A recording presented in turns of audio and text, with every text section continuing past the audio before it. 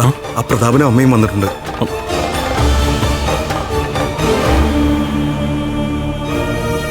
സുമേഷേട്ടൻ പൊക്കോ. ആ ശരി സാർ.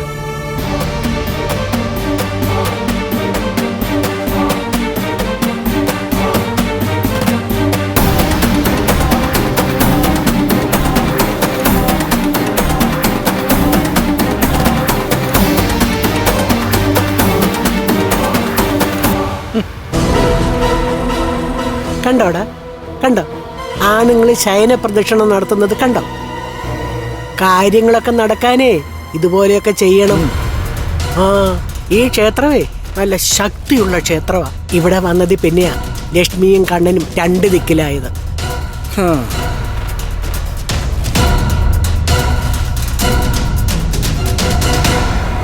ഈ പ്രായത്തിൽ ശയന പ്രദർശനമൊക്കെ നടത്താൻ വലിയ പാടാമേ. എടാ നിന്റെ മോൾ എല്ലാ രീതിയിലും വിജയിക്കണമെങ്കിലേ ഇതൊക്കെ വേണ്ടി വരും.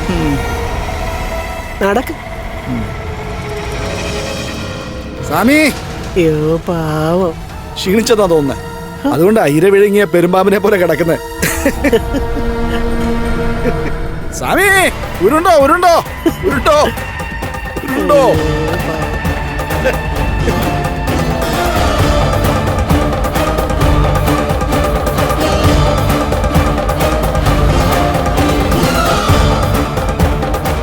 ഭയങ്കര വെയില കേട്ടോ. ചൂട് ചൂട് ചൂട്.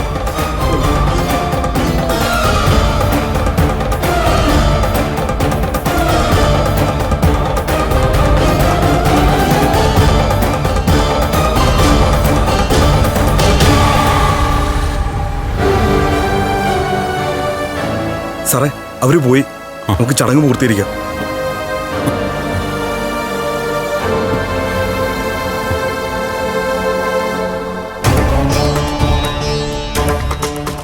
ഭഗവാനെ, സ്വമീശ്വരനയ്യപ്പ. എന്റെ ഭഗവാനെ കാക്ഷണേ. അവൻ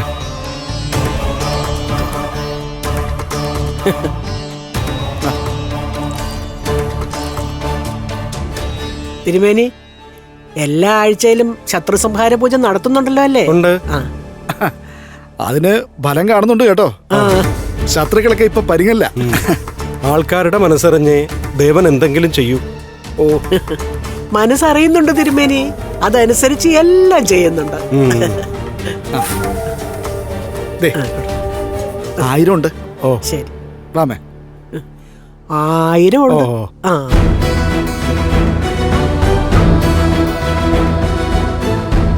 എടാ പ്രതാപ, ഈ പൂജാരി ഉണ്ടല്ലോ അവൻ ആളത്ര ശരിയല്ല കേട്ടോ. ഇനി ഇവന് ശത്രുസംഹാര ഹോമം വല്ലതും നടത്തേണ്ടി വരുമോ? അമ്മ ഒന്നും മിണ്ടായിരിക്കമ്മേ. ഇങ്ങോട്ട് കാണതേ. അയാളുടെ പൂജ എന്നാണെങ്കിലും ഭരിക്കുന്നുണ്ട്. ഓ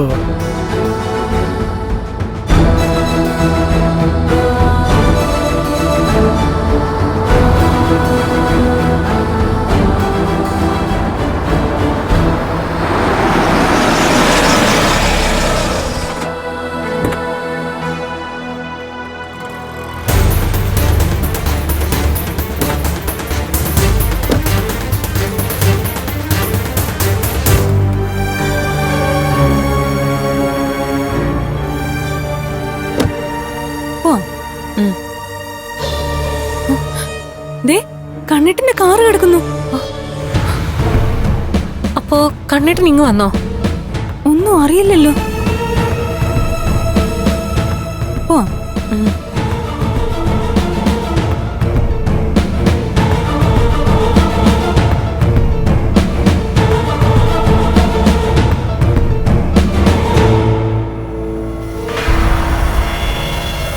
സൂക്ഷിച്ചു.